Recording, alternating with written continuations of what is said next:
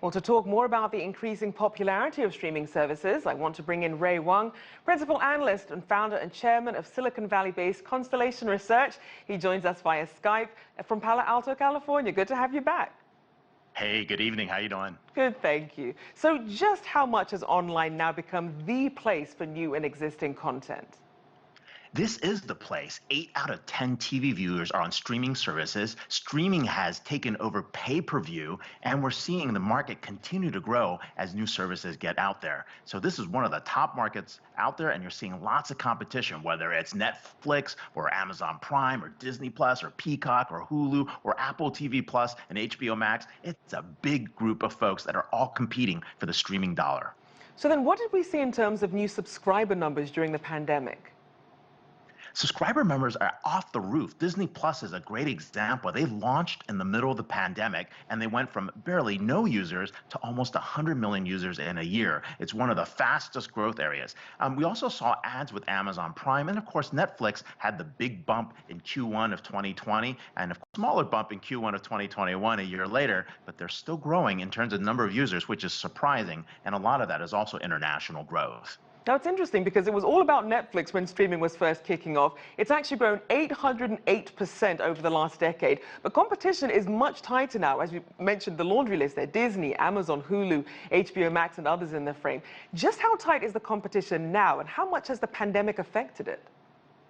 Well, in your earlier segment, it's right. The competition is growing. Everybody's got to play in the streaming service war. But the challenge is you can only handle maybe one subscription, 2 at most, 3 is pushing it, and I think it's really for specialized content. And so if you're an Amazon Prime member, you automatically have that. Most people have Netflix. So it's a competition for the 3rd and 4th spots that's happening. And Disney, of course, is playing a big role. You're also seeing the rise of Peacock and, of course, HBO Max if you're looking for specific types of titles or genres. So I think we're going to see a big group up here, and we're going to see stratification of specialized services, anything from even gaming services to sports services that are going to show up as specialty services that people will do as add-ons. Remember, this business is about 4 things: content, which is the movie and the creatives; distribution, which is how you get that out to movie theaters or online or internet and streaming services; platform, which is the technology that allows you to do that; and then more importantly, the network. How many people can you touch? And certainly a lot of budgets going towards this. We're still seeing big spending from the likes of Netflix. In fact, PCMag predicts that the company this year will spend $19 billion on video, the equivalent to the entire GDP of countries including Afghanistan or Georgia. Will that trend continue to reap the same benefits, though, with so much competition?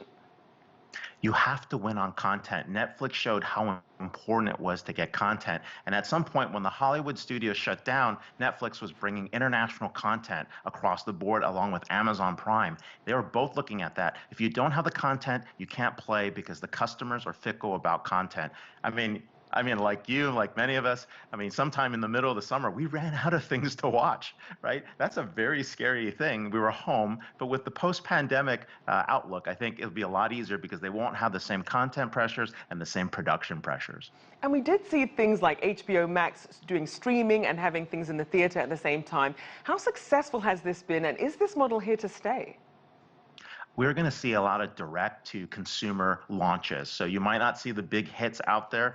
It's different, like if you're getting the full Dolby Atmos, the action, all that stuff happening at once, you might want to see that in the theaters for a big release. But we've been seeing this compression for some time. We used to see movies being released, and they would last throughout the summer. Now it's been like, when we last saw movies in the theater at mass, right, it was like 8 weeks of concentrated. That was the only movie that was available, and then we'd move on. And, that's a hit. Like some movies only had 1 week of showing in every single theater. So we've been seeing this for some time, and streaming is actually, the final nail in the coffin of actually what's happening in movie theaters. It's got to be very special, and it's got to be a big blockbuster before they're going to put it in the theaters going forward.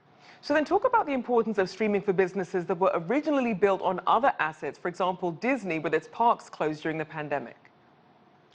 Disney had an amazing recovery with the parks closed, the entertainment venues closed. They were able to take their content, which is their intellectual property, and bring that to life in terms of taking their old content libraries and putting them on the Disney Plus, especially when people couldn't get out there. You see a lot of these content deals being made, especially with every studio and their content library, and that you're going to see more and more of that. That battle for content library is important. Sony is going to be a big player in that as well.